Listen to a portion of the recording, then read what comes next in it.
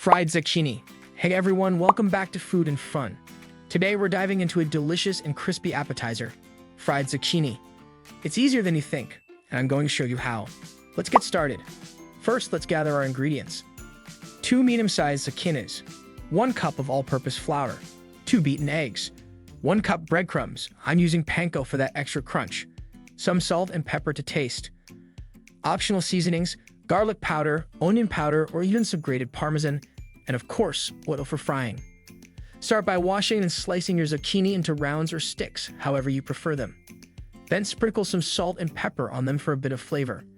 Time for the 3-step coating process. First, the flour, just a light coat.